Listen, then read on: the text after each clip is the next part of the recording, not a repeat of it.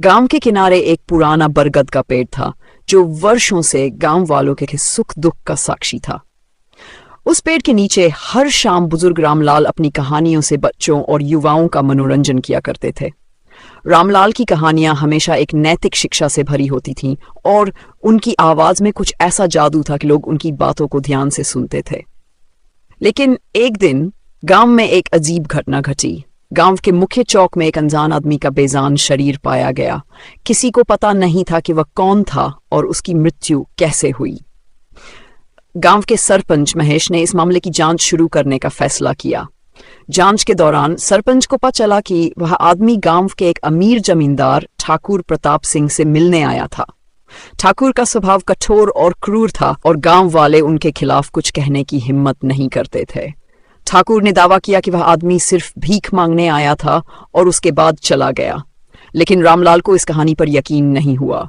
उन्होंने अपने अनुभव और बुद्धिमानी का सहारा लेते हुए इस मामले की सच्चाई जानने की ठानी।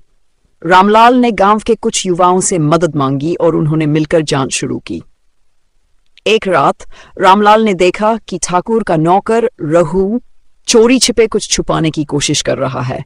रामलाल ने चुपके से उसका पीछा किया और देखा कि वह गांव के पुराने कुएं में कुछ फेंक रहा है।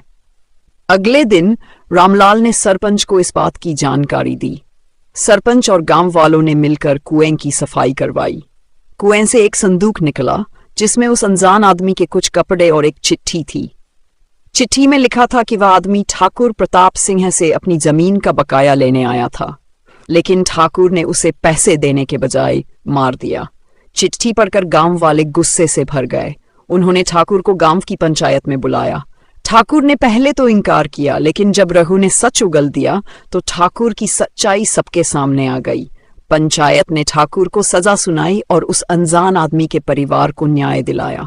रामलाल ने उस दिन बच्चों को यह शिक्षा दी, सत्य कितना भी छुपाने की कोशिश की जाए वह एक दिन सामने आ ही जाता है। हमें हमेशा सच्चाई का साथ देना चाहिए, चाहे हालात कितने भी मुश्किल क्यों न हो। गांव में एक बार फिर शांति लौट आई और न्याय का दीपक जलता रहा।